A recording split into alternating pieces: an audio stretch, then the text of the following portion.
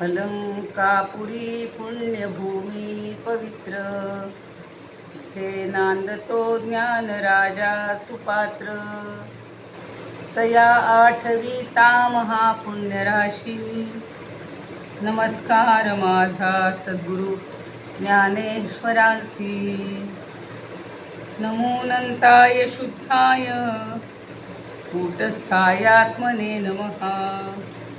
प्रेमांबुधिविहाराय ज्ञानराजाय ते नमः. माधुर्यरसकल्लोला शिवशक्तिस्वरूपिणीं, अमृतानुभवार्थाय वंदे ज्ञानेशनंदिनीं. ज्ञानदेव गुरु ज्ञानदेव तारू, उतरिल पहिलं पारू ज्ञानदेव. ज्ञानदेव माता ज्ञानदेव पिता, तोडील भव व्यथा ज्ञानदेव. ज्ञानदेव माझे सोय रे धाय रे, जीवलग निर्धारे ज्ञानदेव. सेना म्हणे माझा ज्ञानदेव निधान, दाविली निज खूण ज्ञानदेवे.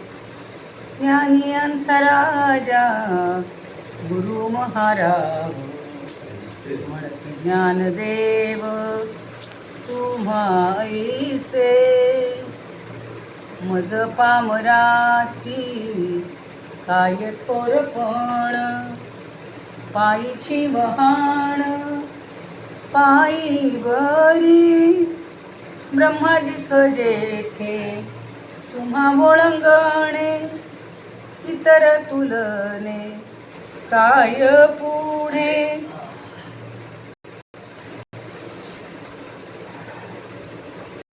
तुका म्हणे नेणो युक्तीची खोली, म्हणून ठेविली पायी डोई. म्हणून ठेविली पायी डोई. ज्ञानियांचा राजा गुरु महाराज, म्हणती ज्ञानदेव तुम्हा ऐसे. गदा शंख चक्रादिभिर्भावितांगम, चिदानंद संलक्षनाट्यस्वरूपम. यमाद्यष्टभेदांग योगप्रवीणं, समाधिस्थमूर्तिं भजे ज्ञानदेवं. समाधिस्थमूर्तिं भजे ज्ञानदेवं. लीलायस्य वक्त्रात् श्रुतिं पाठयन्तं, प्रतिष्ठानपुर्यां सुधीसङ्गसेव्यं. चतुर्वेदतन्त्रेतिहासादिपूर्णं, समाधिस्थमूर्तिं भजे ज्ञानदेवं. समाधिस्थमूर्तिं भजे ज्ञानदेवं. ज्ञानेश्वर महाराज की जय. पंढरीनाथ भगवान की जय. जय तू श्रीकृष्ण, जय तू ज्ञानेश्वर. कोणी म्हणणार आहेत पहिले श्लोक गंगा स्तोत्राचे.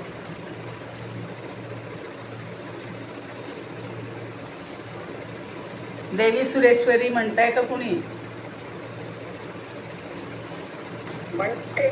म्हणा लवकर लवकर म्हणा, म्हणजे मग. देवी सुरेश्वरी भगवती गंगे, त्रिभुवन तारी तरल, त्रिभुवन तारिणी तरल तरंगे. शंकर मौली निवासिनी विमले, मम मतिरास्ता तव पद कमले. भागीरथी सुख दायिनी मंगल, तव जल महिमा निवमे ख्यात. नामं जानु तव महिमानं, त्राहि कृपामयी ज्ञानम्. छान. पुढे. पाद्य तरंगिणी गंगे, हिमवित्तु मुक्त धवल तरंगे. दूरी मम दुष्कृत भारं, कुरु कृपया भव सागर पारं. तव जलममलं येन निपीतं, परमपदं खलु तेन गायेन गृहीतं मातर गंगे वैयो भक्त लतं द्रष्टुं नयमशक्त.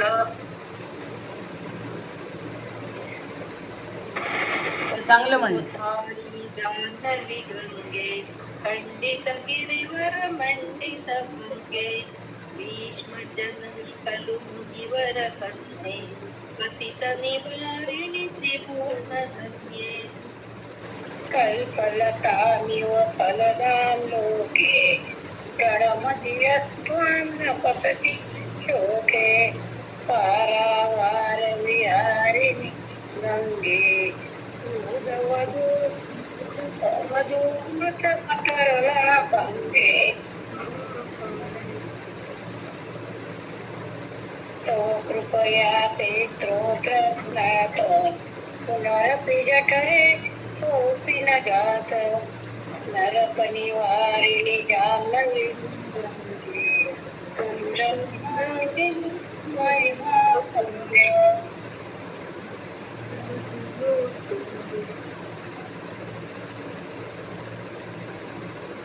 म्हणा डबल कोणीतरी. परिल सदंग परिलसवंगे पुण्यतरंगे जय जय नामी गुणवंताते इंद्रमुनिराजितचरणे सुखदे शुभदे सेवक शरणे. रोगं शोकं पापं तापं हर मे भगवती कुमति कलापं भुवनसारे वसुधारे त्वमसि गतिर्मम खलु संसारे. छान येत आहे. आता सगळ्यांना उच्चार तर येत आहेत चांगले. अलका. आता पुढचं मी म्हणते, माझ्या मागून म्हणा. अलकानंदे परमानंदे अलकानंदे परमानंदे कुरुमयी करुणांकातर वंदे कुरुमयि करुणां कातर वन्दे तव तट निकटे यस्य हि वासः. तव तट निकटे तिथं वासक असं करा. यस्य हि वासक.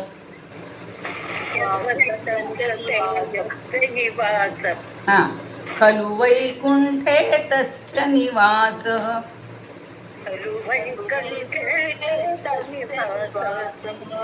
येते म्हणायला. पुढचं घ्या. वरमिह नीरे कमठो मीन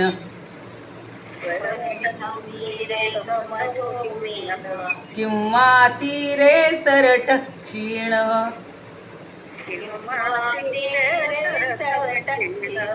अथ गव्यूतौ श्वपदो दीनो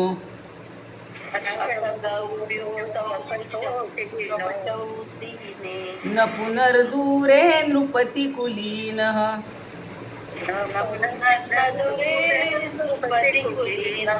आपण जरा आज म्हणूनच घेऊया. भो भुवनेश्वरी पुण्ये धन्ये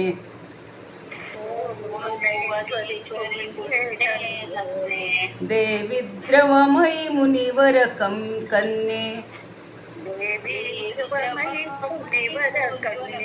भो भुवनेश्वरी पुण्ये धन्ये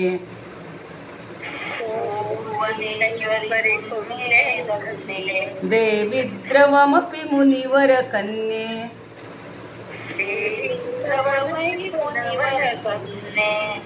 गंगास्तवमिममलं नित्यं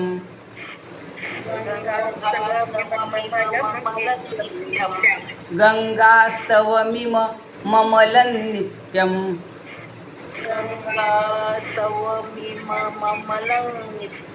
पठति नरो यः स जयति सत्यं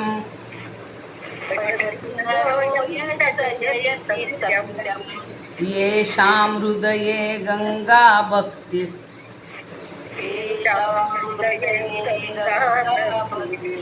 तेषां भवति सदा सुखमुक्तिः.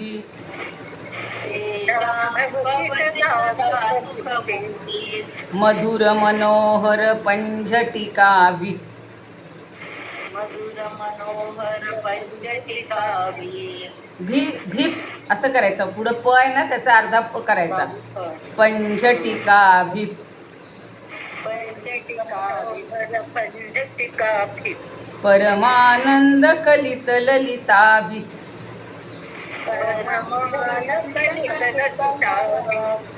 गंगा स्तोत्रमिदं भवसारं.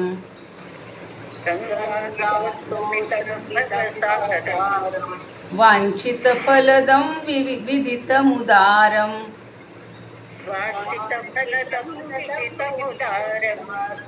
शंकर सेवक शंकर रचितं.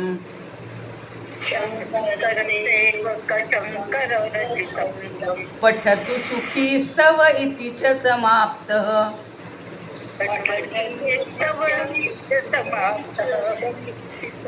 गंगा स्तोत्रमिदं भवसारं.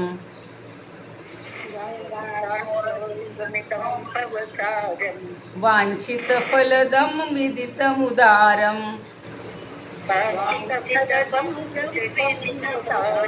शंकर सेवक शंकर रचितं.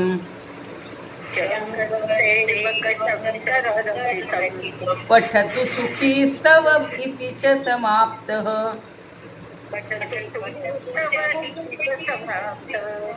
हां, आता आज एकाचा अर्थ सांगते, मग उद्यापासून उरलेले अर्थ सांगेन.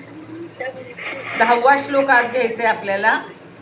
अलकानंदे, तिची वेगवेगळी नावं आहेत बघा. अलकनंदा म्हणून ही म्हणजे उत्तर प्रदेशात किंवा उत्तर काय म्हणतात तर तिकडे बद्रिकेदारला जाताना अलकानंदा म्हणून तिचं नाव प्रसिद्ध आहे बघा. तर अलकानंदे हां उत्तराखंड, तेच खंड मला आठवे ना. तर अलकानंदे हे तिचं एक नाव आहे. आणि ती कशी आहे अलकनंदा तर परमानंदे. परम म्हणजे अत्यंत अत्यंत आनंद देणारी अशी आहे. आणि तू काय कर, कुरुमयी करुणा, माझ्यावर तू करुणा कर, माझ्यावर प्रेम कर अत्यंत. आणि कातर वंदे, कातर म्हणजे मी घाबरलेला आहे, घाबरलेलो किंवा घाबरलेली आहे आणि तुला वंदन करत आहे. तर किंवा कातरलेले, घाबरलेले, भित्रे लोक जे तुला वंदन करतात असं पण अर्थ घेता येईल. तर कुरुमयी करुणाम कातर वंदे, जे जे भ्यालेले असतात त्यांच्याकडून तुला वंदन केलं जातं. आणि अशी तू माझ्यावर आता करुणा कर, कृपा कर, दया कर. का बरं? तस्य तट निकटे यस्य हि वास. तस्य म्हणजे तव तट निकटे, तुझ्या तटावर म्हणजे तीरावर, निकटे म्हणजे जवळ,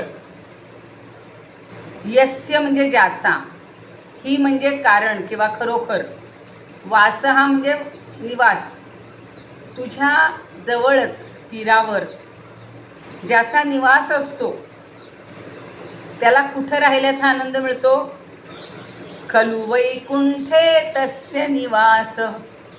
त्याचा निवास हा वैकुंठात असल्यासारखा आहे. म्हणजे भगवंताच्या वैकुंठामध्ये राहिल्याचा आनंद किंवा राहिल्याचं पुण्य त्याला मिळतं. का बरं?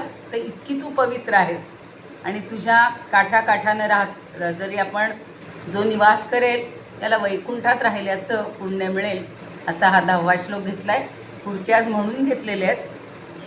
कालच्या अधिक महात्म्याच्या सांगितलं होतं बघा की गंगेच्या तीरावरनं जेव्हा नारद मुनी चाललेले असतात आणि ती अत्यंत पवित्र आहे, सगळ्यांना पावन करणारी आहे वगैरे वगैरे सगळं सांगत असतात. म्हणजे सगळे तिचं कौतुक करतात. गंगेला वाटतं नारद मुनी आता आमच्या इथून येतील आणि माझ्यात स्नान करतील. तर ते विचारतात, ती विचारते याहून नारद मुनी तुम्ही का बरं माझ्या इथे स्नान करत नाही आहे?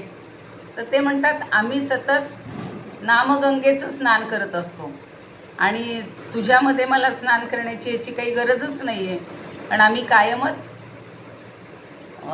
आपल्या भगवंताच्या सान्निध्यात असल्यामुळं आम्ही कायमच पावन आहोत. तर ती म्हणते तुम्हाला गरज नाही, मला गरज आहे. पण माझ्या इथे लाखो कोट्यांनी लोक स्नान करतात आणि त्यांची पापं माझ्यामध्ये सोडतात. मग ती पाप धुवून जाण्यासाठी मी जरी पवित्र असले तरी तुमच्यासारख्या सज्जनांची मला संगत हवी आहे, असं कालच्या अध्यायात सांगितलं होतं. आज आता दिवा विझवल्याचं फळ काय मिळतं? म्हणजे आपल्याला माहिती आहे की अधिक मासामध्ये दिव्याचं दान करायचं असतं. आपण त्याला पहिल्या तुम्ही व्हिडिओमध्ये ऐकलं आहे की फक्त दिव्याची छोटी छोटी दानं करण्यापेक्षा सुद्धा आपण मोठ्या प्रमाणावर ज्यांच्या इथं उजेड नाही किंवा ज्या मंदिरांमध्ये असे अंधार असतात तर तिथं आपण कायम दीप तेवत राहील असा प्रयत्न करावा. ज्यांच्या झोपडीमध्ये दिव्याची सोय नाही त्यांना काहीतरी व्यवस्था करून द्यावी. आता आजच्या 7वा दिवस आहे. 7व्या दिवसाच्या सगळ्यांना शुभेच्छा. आणि तुम्ही बरेच फोटो पाहिले असतील. काल आम्ही इथं प्रदक्षिणा केली.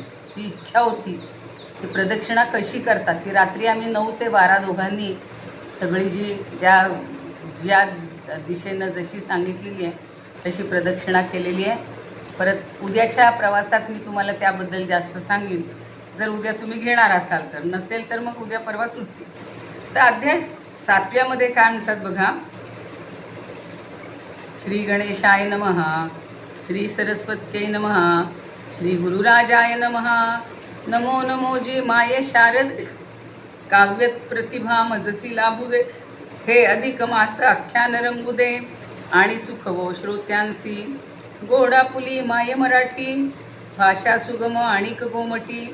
जी का वाचका भावे अति तिचे थे निवडिली. मराठी भाषा का निवडली तर आपल्या मराठी भाषिकांना ती आवडते, वाचकांना. पद्मपुराणीचा आधार अनेक कथा त्यात सुंदर. अधिक मासाचे महात्म्य थोर ज्यामधून निवेदिले. गुरुरायाचे धरून पाय मी हे धाडस करू जाय. तोची मज होईल साह्य दृढ विश्वास अंतरी. येथ माझे नाही हो काही करता करविता सर्व तोही. माझी चिंता तोच वाही आणि पूर्वी मनोरथ. लक्ष्मी म्हणे गत अध्यायी दीपज्योत उजळून जाई आणि मार्जा रूप धरून जाई सांगितली हो कथा. आज 7वाच दिवस आहे ना का 6वा आहे? अरे अच्छा, आज 6वा दिवस आहे. 6वा दिवस आहे नाही का?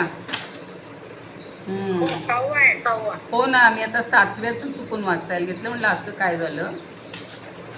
बरं ठीक आहे. तर फक्त आजच्या ह्याचं घेऊया आपण. लक्ष्मी म्हणे नारायणासी ऐकिले करावे दीपदानासी. त्याचे महत्त्व सांगा मजसी जे का पुण्य वाढवी. कोणी केले दीपदान लाभले कोणा कैसे पुण्य.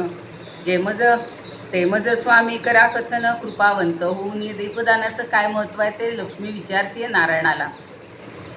तवतीसी म्हणती नारायण ये मासी करिता दीपदान. कोणत्या पापाचे होय क्षालन ते तू आता ऐकावे. पितृहत्या गोहत्या ब्रह्महत्या गुरुहत्या.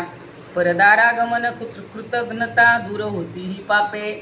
म्हणजे नकळत कळत का विना ही जर पापं झाली असतील पितृहत्या गोहत्या ब्रह्महत्या गुरुहत्या तर त्याच्यापासून आपलं निवारण होतं.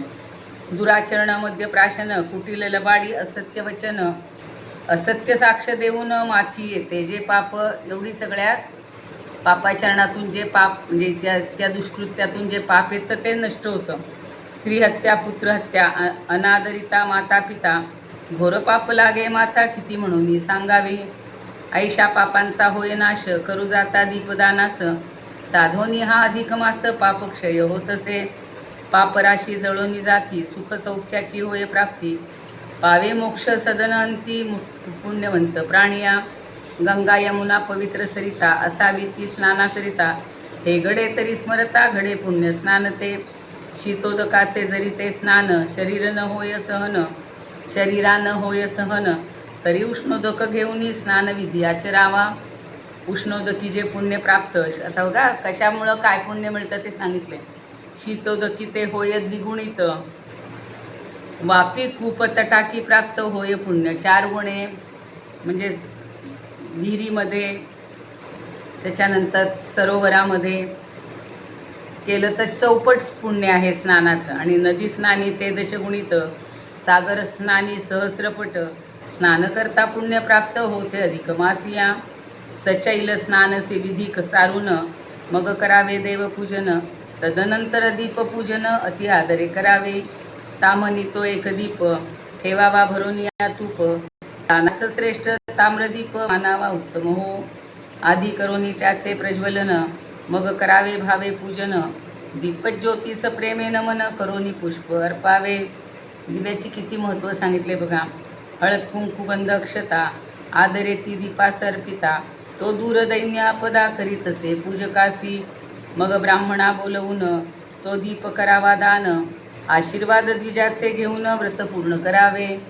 दक्षिणेसहित देता दीप ये मासी तो साक्षेप. सुख सौख्यदा लाभे अमुप पाप नाश होतसे. आयुरारोग्य अनसंपत्ती पुढील यमयातना चुकती. दीपदान हे श्रेष्ठ अति सश्रद्धेने करावे. सप्तजन्मांतरीची पापे तीही झडती आपोआपे. पुण्य वाढते चढाया मापे ऐसे श्रेष्ठ दान हे. स्त्री अथवा पुरुषाने सवाष्ण किंवा विधवेने हे दान करता श्रद्धेने समान पुण्य दोघांचं. म्हणजे विधवेला जे इतर ठिकाणी त्याज्य मानलं जातं इथं तो प्रकार नाही आहे. दीपदान ब्राह्मण भोजन भक्तिपुरस करिता जाण. प्रसन्न लक्ष्मीनारायण होत असे दात्यास. उत्तम आरोग्य धनसमृद्धी अपमृत्यू तोही न बाधी. पुरे आयुष्यभर अवधी आरोग्य धनसंपदा. अपमृत्यू होणार नाही. धनसंपदा भरपूर येईल. सौभाग्य लाभे स्त्रियांस. व्रतार तो कुमारिकेस. सुपुत्र लाभे तो कुळास. ये व्रते फलार्थ. ज्या पोरींचे लग्न होत नसतील त्यांनी अधिक मासाचं व्रत करावं. सौभाग्य लाभे स्त्रियांस. व्रतार तो कुमारिकेस. सुपुत्र लाभे तो कुळास. ये व्रते फलार्थ. अधिक मासी पुराण श्रवण. रात्री करावे हरिभजन. मनी आठवणी गोपीरमण. भक्तिभावे पूजावा. पूजी हे कोणी केले व्रत. काय झाले तया प्राप्त. ते सांगीजे मगस. मज साध्यंत ऐसे लक्ष्मी म्हणत असे. बरं करावा हे झालं पण कुणी केलं ते मला पूर्वीचं सांगा एखादं उदाहरण. मग ती ते भगवान बोलती. पूर्वी पवित्र नदी सरस्वती राहत होता तिचे काठी कोणी एक विप्रतो. नाम तयाचे सुशर्मा आचरितसे ब्रह्मकर्मा. अतिथी येता निजधामा अति आदरे पूजितसे. त्याचं नावच सुशर्मा आहे, चांगलं आचरण करणारा. आणि तो सगळं कर्म चांगलं करत होता. आलेल्याचं पूजन करत होता. अतिथीचं स्वागत करत होता. पत्नी सुशर्म्याची सुशील. गृहकृत्ये ती अतिकुशल. पती सेवारत सर्व काळ. धार्मिक भक्तिभावाची. ऐसे वर्तता संसारी. कमी न काही जया घरी. भगवंत ज्यावरी कृपा करी. ऐसा भाग्यवंत तो. रोज उठावे प्रातःकाळी. स्नान संध्या करो निभली. भिक्षा मागून माध्यान्ह काळी. येई परत स्वगृही. घरी आल्या अतिथीस प्रथम देई भोजनास. अतिथी तृप्त करोनी खास. उरेल ते बक्षितसे. इतकी काळजी घ्यायचा तो अतिथींची की त्यांनी खाल्ल्यावर उरलं तर जेवढं असेल तेवढंच खाणार. अनादर करोनी अतिथीचा. घास न घेई अन्नाचा. वाटे करीन पापाचा तो झाला कदापि. ऐसा सुशर्मा सदाचारी. कीर्तन पुराण श्रवण करी. रात्री रत हरी जागरी. वर्तत असे निषदिनी. धन वेचोनी सत्कारणी. करीत असता आली पर्वणी. मलमासे येता विचारमनी. आता काय करावे. धनाचा तो संचय नाही. दान धर्म तो करावा काही. तीर्थात नाही शक्य नाही. काय नेम करावा. तो श्रवणी ऐकता पुराण. कानी पडले दीपाख्यान. अधिकमासी दीपदान करावे हे त्या समजले. तोच बोध चित्ती धरला. म्हणे हाची नेम हो भला. प्रतिदिन एक दीप ब्राह्मणाला देऊन पुण्य साठवू. कालच्यामध्ये गाईची कथा होती. जैसा का आला अधिक मास. सुरू केले दीपदानास. ब्राह्मणास बोलवी खास. दान तिची घ्यावया. एकादशीच्या त्या दिवशी सुशर्मा बसला हरिभजनासी. तूप घालून सिद्ध दीपासी. तयाने ते ठेविले. म्हणे उद्या द्वादशी छान. प्रातस्नान येऊ करून. मग दीप पूजा आणि दान देऊ सत्पात्र ब्राह्मणा. लगबगे उठोनी सुप्रभाती. तो गेला नदी स्नानाप्रती. दीप मांडूनी ठेविल्या ताटी. आला एक मूषक. मूषक म्हणजे उंदीर. त्यांनी छान दिवे मांडून ठेवले होते. तिथे आला मूषक. दीपज्योती मंदावलेली. मूषकानं दिसे नेत्र उघुळी. तेणे ते खुडबुड केली. सावध झाले मांजर. आता त्याला ते काही दिसलं नाही दिवा लावलेला. त्यानं खुडबुड केली. मांजर आलं. मांजराची दृष्टी तीक्ष्ण. तेणे मूषका पाहून उडी घेता दीप हालून पूर्ण प्रकाशित झाला.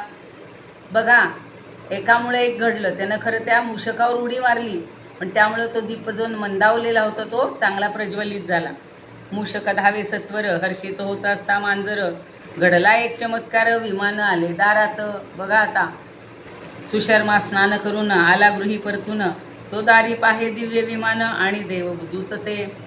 सुशर्मा पुसे देवदूतास, विमान हे का आले खास, कोणी उद्धरले मम गृहास, सांगा आता सत्वरी.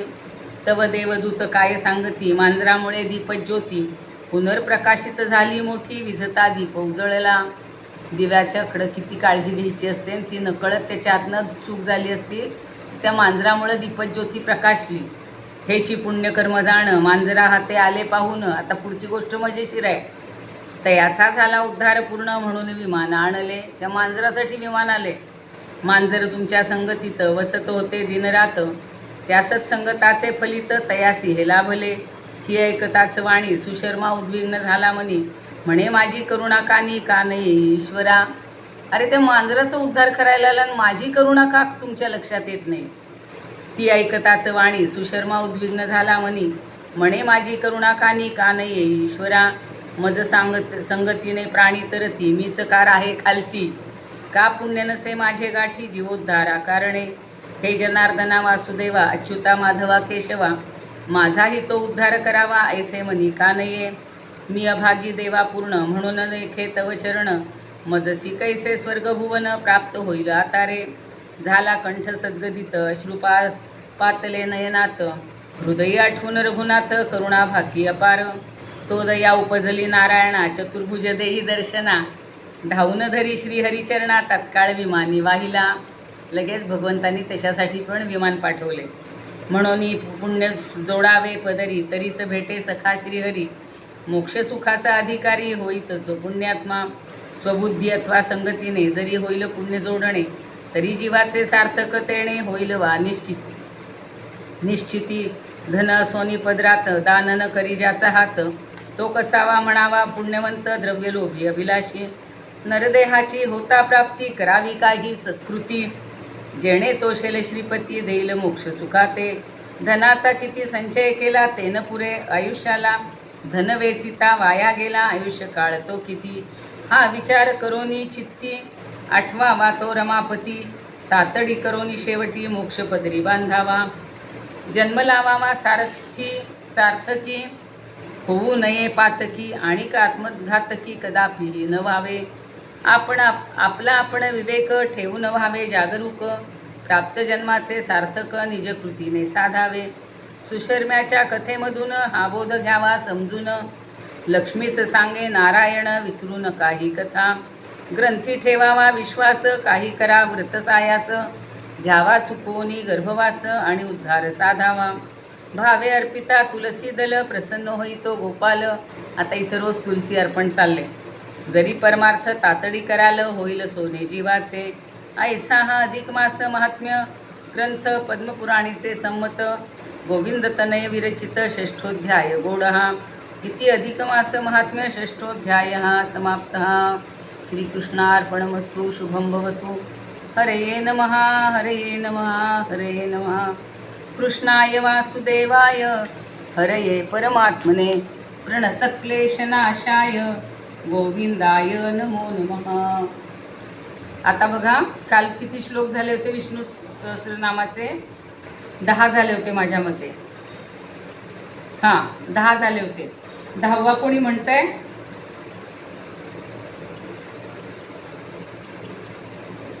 पवित्राणां पवित्रं यो, मंगलानांच मंगलम, दैवतं देवतानांच, भूतानां योग्यय पिता. जो पवित्रांमध्ये पवित्र आहे, मंगलांमध्ये मंगल आहे, देवतांमध्ये श्रेष्ठ देवता आहे, आणि सर्व प्राणीमात्रांचा जो अव्यय पिता आहे, असा हा रक्षणकर्ता. पिता म्हणजे रक्षणकर्ता. आपले वडील काय करत असतात? आपल्या मुलाबाळांचं रक्षण करतात. तसा हा परमपिता आहे, सगळ्या सृष्टीचं रक्षण करणार आहे. आता पुढचे 2 श्लोक झाले की ही जी सुरुवातीचा भाग आहे तो आपला संपेल, आणि मग विष्णूची नामं सगळी सुरू होतील. आता म्हणा माझ्या मागून, यतः सर्वाणि भूतानि. ऐकू येते ना? हां. यतः सर्वाणि भूतानि, यतः सर्वाणि भूतानि, भवन्त्यादि युगागमे, भवन्त्यादि युगागमे, यस्मिंश्च प्रलयं यान्ति यस्मिन् प्रलये यान्ति पुनरेव युगक्षये. पुनरेव युगक्षये. आलंय म्हणायला सगळ्यांना, सोपं आहे. आता यतः म्हणजे ज्याच्यापासून, सर्वाणि भूतानि भवन्ति, सगळी प्राणी मात्र निर्माण होतात किंवा होतात. कधी? युगागमे. युगागम म्हणजे युगाचा प्रारंभ. युगाच्या प्रारंभी ज्याच्यापासून सगळे प्राणी मात्र तयार होतात, निर्माण होतात. दोन्ही क्रिया भगवंतच करतोय. निर्माण करण्याचंही काम करतोय, सांभाळण्याचंही काम करतोय आणि पुन्हा प्रलय करण्याचंही काम. म्हणून पुढच्या ओळीमध्ये म्हणले यस्मिंश्च म्हणजे यस्मिन च, तर नचा पुढं श झालाय संधीमुळं. पण संधी बघा, यस्मिन म्हणजे ज्याच्यामध्ये, च म्हणजे आणि, म्हणजे ज्याच्यापासून निर्माण होतात आणि ज्यामध्ये आणि ह्याच्यामध्ये प्रलयम यान्ति, प्रलय पावतात, लय पावतात, विलीन होतात. पुनः एव युगक्षये, तिथं संधी आहे. पुनरेव म्हणजे पुनः एव युगक्षये. पुनः म्हणजे पुन्हा. जी निर्माण झालेली सगळी प्राणी मात्र भूत आहेत, ती युगाच्या अंतिम वेळी, प्रलयकाळी सगळी त्याच्यामध्येच प्रलयाला जातात, म्हणजेच विलीन होतात. ज्याच्यापासून निर्माण होतात त्याच्यामध्ये सगळे प्राणी मात्र विलीन होऊन जातात प्रलयाच्या वेळी. असा हा परमात्मा आहे. आणि म्हणून त्या विष्णूचं आपण या अधिक महिन्यामध्ये भजन किंवा स्तवन करायचं असतं. आता पुढचा पण सोपा आहे, सांगून देते. यस्य लोकप्रधानस्य जगन्नाथस्य भूपते विष्णोर्नाम सहस्रम मे शृणु पापभयापहम्.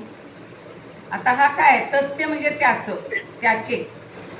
तो कोण आहे? लोकप्रधानस्य, सगळ्या लोकांमध्ये प्रधान असलेला, अर्थात जगन्नाथस्य, जगन्नाथाचे. भूपते हे राजाला सांगतायत की अरे युधिष्ठिर राजा तू ऐक. भूपते विष्णोः नाम सहस्रम ते मे, मे म्हणजे माझ्यापासून. अरे विष्णूची सहस्र नाम, हजार नाम काय कर? शृणू, ऐक. मे माझ्यापासून. कशासाठी? पापभयापहम, पापभय अपहम, पापाचं भय दूर करणारा, नष्ट करणारा असा जो हा भगवंत आहे, तर त्यासाठी तू विष्णूचं पापाच्या भीतीला नष्ट करण्याचं, त्या नष्ट करणारं हे विष्णू सहस्रनाम आता ऐक. हे कसं आहे? तर काय म्हणतात? ताई परत सांगा. हो सांगते. विष्णू नाम सहस्र. हो सांगते. विष्णोः नाम सहस्रम. विष्णोः म्हणजे विष्णूचे. नाम सहस्र म्हणजे सहस्र नाम. आता हजार नावं म्हणण्यापेक्षा सहस्र नाम कळतं ना आपल्याला. मे म्हणजे माझ्यापासून, शृणू म्हणजे ऐक. अरे तू हे विष्णूचं हजार नाम किंवा विष्णू सहस्र नाम माझ्याकडून ऐक. कशासाठी? पापभयापहम, पापाचं जे भय आहे ते अपहम म्हणजे दूर करण्यासाठी. हे विष्णू सहस्रनाम कसं आहे? पापाची भीती नष्ट करणारं आहे. मग पापाची भीती नष्ट करणारं हे जे विष्णू सहस्रनाम आहे, हे राजा तू माझ्याकडून ऐक. युधिष्ठिरा माझ्याकडून ऐक. कोण कुणाला म्हणलंय सांगा? हे सगळं कृष्ण अर्जुनाला नाही, सगळं विसरलात तुम्ही. भीष्मांकडे गेलेले आहेत युधिष्ठिर आणि श्रीकृष्ण. मग भीष्म म्हणतायत, भीष्म युधिष्ठिराला सांगतायत अरे राजा युधिष्ठिरा माझ्याकडून हे विष्णू सहस्रनाम तू ऐक. खरं म्हणजे भीष्मांनी म्हटलं होतं भगवंताला की तुम्हीच सांगा ना, पण मीच माझी स्तुती करायची का, असं एक भगवंताला वाटलं असेल. आणि दुसरं असं आहे की भक्तांना महत्त्व देणारा असा भगवंत असतो. भगवंत स्वतःचीच टिमकी बजावत फिरत नाही. आपण मात्र बघा, मी एवढं केलं, मी हे केलं सांगत राहतो. भगवंत कधी म्हणलाय का मी एवढी कामं करतोय, मी एवढं सगळं तुम्हाला निर्माण करतोय, तुमचं रक्षण करतोय, तुम्हाला दुःखापासून दूर करतोय? नाही. मग हे सगळं भक्तांनी सांगितलं तर ते जास्त श्रेष्ठ वाटेल आणि म्हणून भीष्म युधिष्ठिराला सांगतायत. आता कळलं इथे भगवान आणि अर्जुनाचा काही संबंध नाही. आता मी कशी सांगतो, ही नावं कशी आहेत हे 13व्या श्लोकात सांगितलंय, पण मला वाटतं ते उद्या सांगावं का की होईल पटकन. यानी नामानी गौणानी विख्यातानी महात्मनः. म्हणा.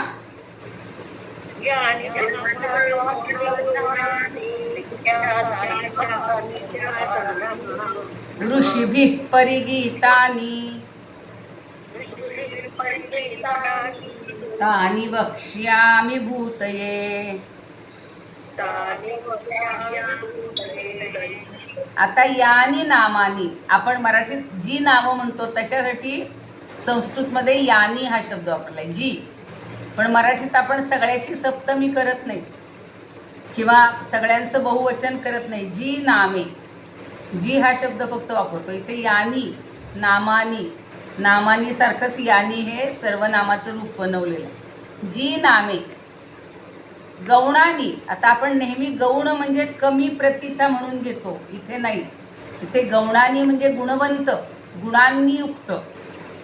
जी माझी नावं गौणानी विख्यातानी प्रसिद्ध आहेत, गुणगान करण्यासाठी प्रसिद्ध आहेत. गौणानीचा अर्थ समजला का? गुणगान करणारी. विख्यातानी म्हणजे प्रसिद्ध आणि महात्मनः म्हणजे महात्म्याची, त्या देवाची, भगवंताची.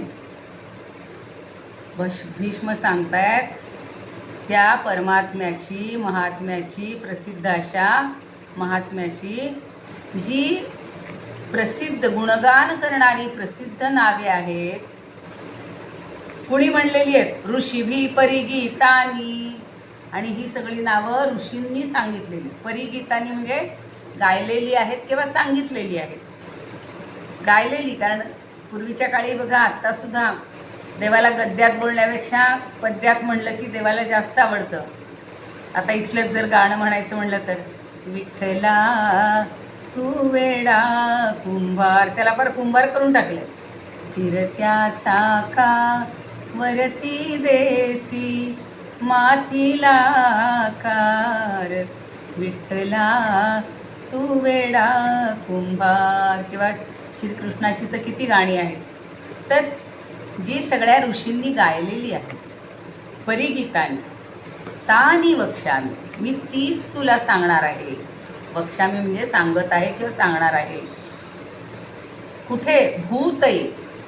भूती म्हणजे कल्याण आणि भूतये म्हणजे कल्याणासाठी, तुझं कल्याण होण्यासाठी किंवा या पृथ्वी तलावरच्या प्रत्येकाचं कल्याण होण्यासाठी ही नावं मी तुला आता सांगत आहे.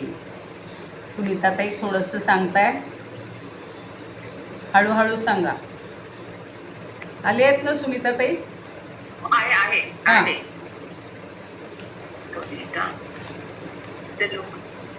याचा सर्वांनी ना तो आपण घेतला ना आता. श्लोक म्हणते आधी. हो. यत सर्वाणि भूतानि भवन्त्यादि युगागमे यस्मिंश्च प्रलयं यान्ति पुनरेव युगक्षये. हे जे दैवत प्रधान त्यांचे सांगतो उपलक्षण, युगारंभ होता निर्माण, सर्व भूते निमिते. निर्मिते म्हणजे निर्माण करू. निर्मिते, सर्व भूते निर्मिते. वेगळा शब्द दिलाय म्हणून मला कळलं नाही. नाही मला वाटलंच ते. आणि होता युगक्षय, सर्व भूतांचा होतो लय, तेही असे एक निलय विष्णूच ते. निलय म्हणजे काय? निलय म्हणजे लयच्या अजून श्रेष्ठ, म्हणजे सगळ्याचा लय होणारं ते निलय. बरं. आणि इथे एक शब्द काय तो तोही मला कळलं नाही. युगारंभ होता निर्माण. आता जेव्हा युगाचा आरंभ निर्माण होतो म्हणजे सुरू होतो, कुठल्याही युगाचा प्रारंभ जेव्हा होतो त्यावेळेला ही सगळी भूत निर्माण करण्याचं काम मीच करतो किंवा तोच करतो. बरं बरं. तस्य लोकप्रधानस्य जगन्नाथस्य भूपते विष्णु नाम सहस्रम मे शृणु पापभयापहम. तो सर्व लोकांचा प्रधान ते जगन्नाथ नारायण, त्यांचेच हे सहस्रनाम ऐकतू सावधान. हे ऐकता सहस्रनाम तुझे कोटी हत्या पाप नाशन होईल एक क्षणात जाण एकाग्र मन कर तू. बरोबर, छान. तेवढंच. आता आपण आपलं काय म्हणायचं अमृतानुभव. वक्षामीचा अर्थ काय? काय कशात? वक्षामी वक्षामी म्हणजे सांगतो. वच धातू आहे. वच म्हणजे बोलणे आणि त्याचं भविष्यकाळ आहे तो. वक्षामी सांगीन, सांगीन, सांगतो. मी तुला सांगतो म्हणजे लगेच नाही सांगत आहे, सांगणार आहे, सांगीन. कळलं का? समजलं ना? आणि हां, सगळी ही संस्कृतची रचना आहे. सगळे काळ वापरलेले आहेत त्यांनी त्यात. आता आपला शब्दखंडनाचा शेवटचे 2 श्लोक राहिलेत ना, काय एकच राहिला आहे तेवढा बघूया.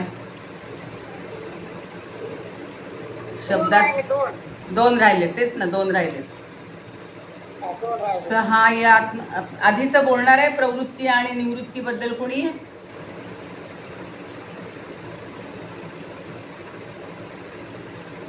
10वा श्लोक कोणी बोलणार आहे का? 10वी ओवी सांगा. ओवी किती? 10वी ओवी घे. ओवी घेऊ का? बर, हां. म्हणू का? जे प्रवृत्ती कोण बोलताय का? बोला. मी सांगते. सांगा सांगा. हां. जे प्रवृत्ती आणि निवृत्ती विरुद्ध या हातू धरित्री तरी मग शब्दची बोलती एक देणी.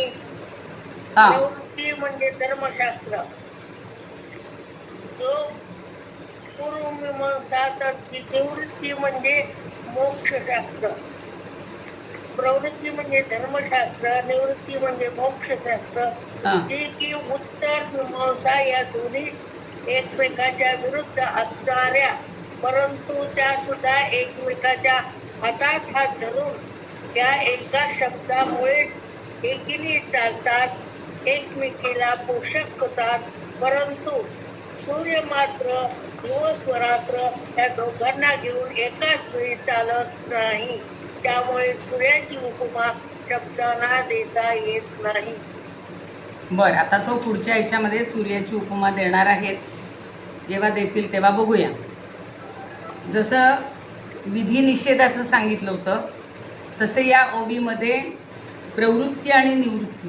प्रवृत्ती म्हणजे एखादी गोष्ट करायला जी प्रेरणा मिळते ती प्रवृत्ती, आणि निवृत्ती म्हणजे एखाद्या गोष्टीपासून आपण जे दूर जातो, नको करायला असं वाटतं, ती निवृत्ती आहे. पण या दोन्ही गोष्टी हातात हात धरून कुणाच्या साह्यानं जातात? तर शब्दाच्या. आपण बघा, 2 घरात माणसं असतात, मुलं असतात. एखाद्याला आई वडील म्हणतात छान अभ्यास करावा, रोज रामरक्षा म्हणावी, अमकं करावं. तर तो मुलगा बरोबर बाहेरून आला, खेळून आला की हातपाय धुईल, लगेच तो प्रवृत्त होईल. दुसरा म्हणतो रोज रोज काय रामरक्षा म्हणायची, रोज रोज कशाला हातपाय धुवायचे. म्हणजे त्याची निवृत्ती असते सगळी, ते काही करण्याकडे वृत्ती नसते, त्याची वृत्ती सगळी निघून गेलेली असते. आणि प्रवृत्ती म्हणजे त्या बाजूला उत्साह असणं. आता व्यवहारामध्ये सुद्धा आपल्याला काय आहे की प्रवृत्ती म्हणजे धर्मशास्त्र. धर्मशास्त्र जे जे सांगतं ते ते करायचं. आत्ताच बघा, माझ्या शेजारी छान 2 जणी नगरच्या महिलाच म्हणूया, मैत्रिणी म्हणूया, आमचं दार उघडेपर्यंत म्हणलं आता माझा क्लास सुरू होणार आहे, किल्ली आणायलाही गेले होते. तर त्या म्हणल्या या ना ताई आमच्या घरात या.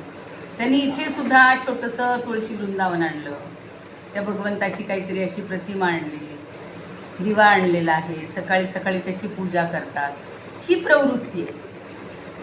आता आम्ही काय ठरवलं की ठीक आहे बा, आपल्याला भगवंताचे जे असे फोटो आहेत, चित्र आहेत, अधिक मासाच्या पोथीवर पण आहे, तोच आता भगवंत. पण मला सारखं वाटायला लागलं की आपण आपली एक मूर्ती आणायला पाहिजे होती, देवाची रोज पूजा करायला पाहिजे होती. आता आपण मानसपूजा करतोय, रोज आम्ही 1 तास मानसपूजा करतो, पण आपल्याला जी दैनंदिन सवय असते ती प्रवृत्ती आहे. पण काहींना करावंसं वाटतच नाही, म्हणून निवृत्ती. आणि निवृत्ती म्हणजे खरं इथं चांगल्या अर्थानं सांगितलं की मोक्षाचं शास्त्र. आपल्याला या बंधनाचं शास्त्र नको आहे.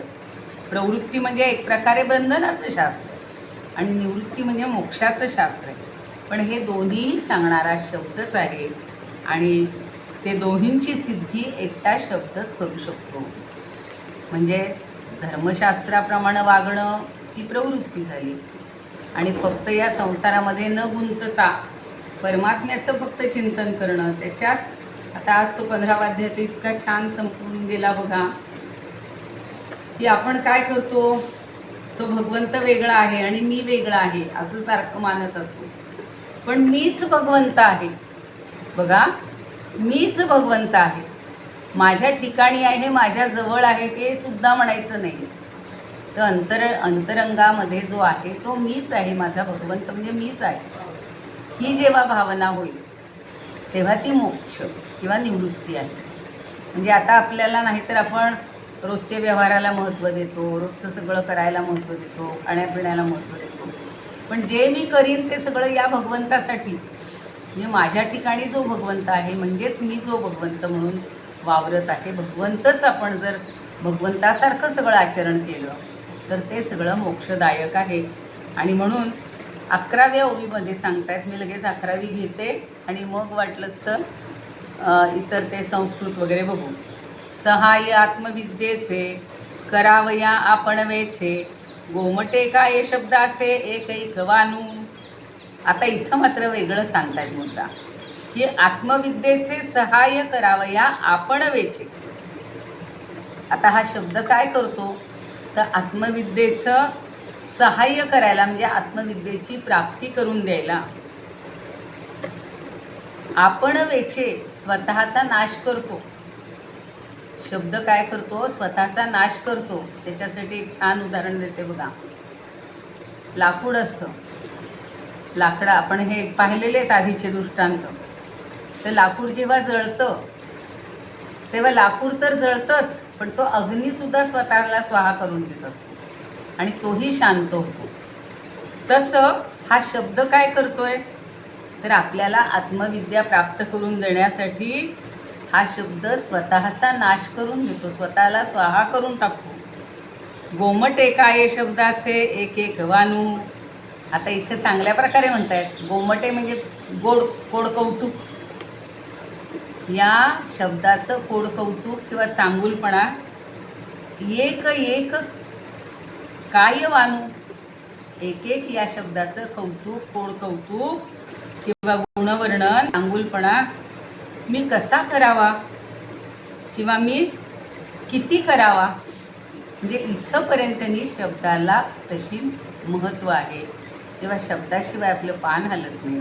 आपलं जीवन व्यावहारिक असो किंवा पारमार्थिक जीवन असो, दोन्ही वेळेला आपल्याला शब्दाची गती आवश्यक आहे, शब्दाचं साह्य आवश्यक आहे.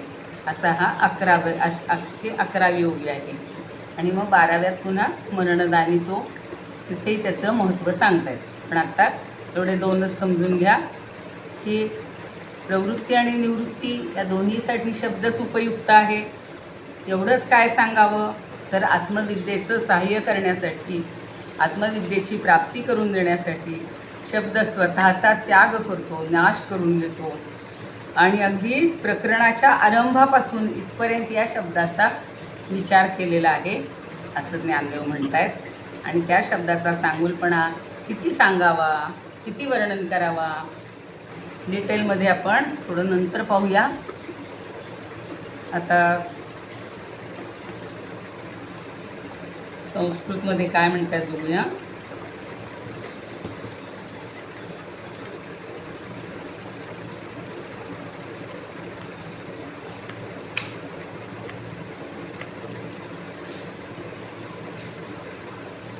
प्रवृत्तिश्च निवृत्तिश्च हा कालचा आहे. विरुद्धेपि परस्परम शब्देनैकेन द्वंद्वं तत् चाल्यते तत्करग्रहात. करग्रह म्हणजे हातात हात घेतल्यामुळं. छान शब्द वापरलाय बघा यांनी. जे प्रवृत्ती आणि निवृत्ती विरुद्धा या हातू धरती मग शब्देची चालती एकलेनी. बरोबर आहे ना. आणि सहाय्यात्म विद्येचे करावया आपणवेचे गोमटे काय शब्दाचे एक वानू. आता याचा शब्द कसा वापरलाय बघा.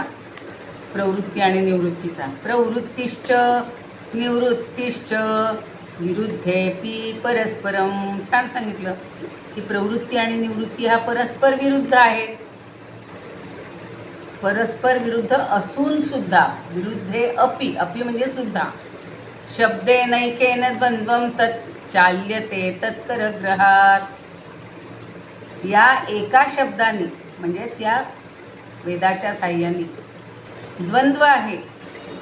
जे द्वंद्व आहे दुजाभाव आहे. तत् चाल्यते तत्करग्रहात. हातात हात घालून चाललेलं आहे. किती सुंदर रचना केली हो संस्कृतमधली. तत् चाल्यते तत्करग्रहात. एका शब्दामुळं ही प्रवृत्ती आणि निवृत्ती शब्दाच्या हातात हात म्हणजे शब्द त्यांचा हातात हात घालून त्यांना चालवतोय. म्हणजेच त्या दोन्हींचं समान असं आपल्याला रूप म्हणू किंवा त्याचं महत्त्व हा शब्द समजावून देत असतो. आणि पुढचं आहे स्वयं नश्यन्नात्मविद्या साहाय्यं यः करोति वै वर्णयामिकमेतस्य शब्दस्य एकैक गौरवम्. आता सांगितलं तसं साहाय्य आत्मविद्येचे. स्वयं नश्यती आत्मविद्या साहाय्यं यः करोति. जो आत्मविद्येचं सहाय्य करतो तो स्वयं नश्यती स्वतः नष्ट होतो. मग वर्णयामी किम तस्य. त्याचं काय वर्णन करावं. शब्दस्य एकैक गौरवम.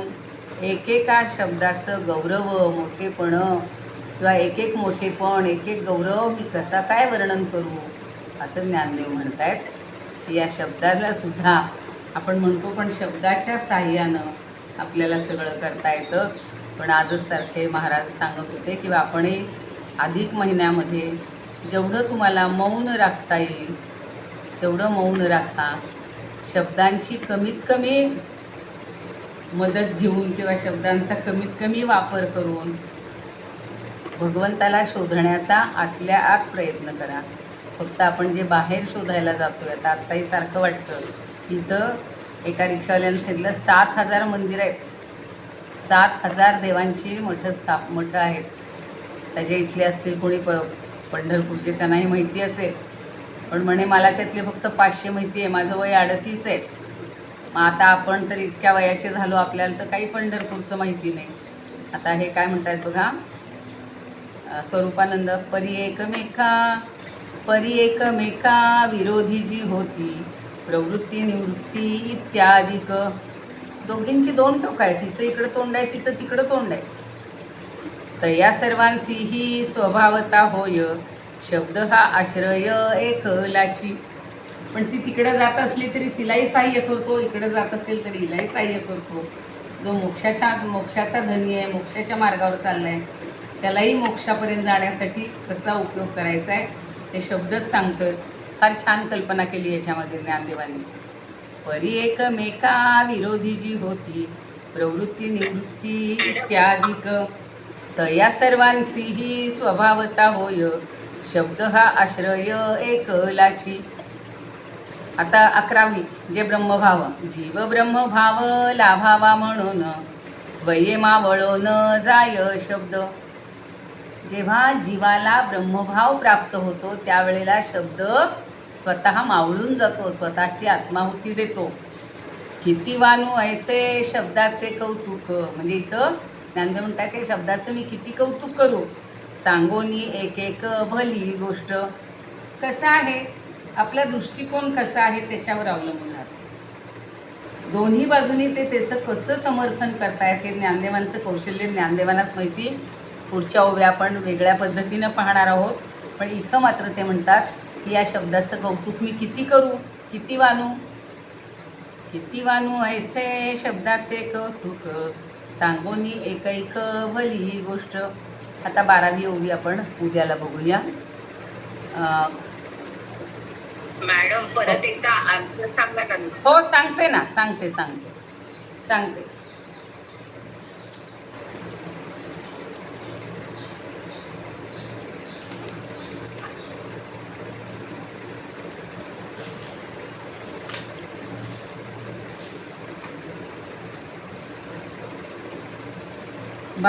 11व्याचा ना. सहाय्य आत्मविद्येचे करावया आपण वेचे, गोमटे काय शब्दाचे एक एक वानू. या आत्मविद्येचे सहाय्य करण्यासाठी करावया आपण वेचे हा शब्द काय करतो, स्वतःला नाश करून घेतो. स्वतःचा अगदी आपण म्हणतो ना, प्राण जाईपर्यंत आई मदत करत असते, तसा हा शब्द स्वतःचा प्राण देतो, नाश करून घेतो. गोमट एका या शब्दाचे एक एक वानू.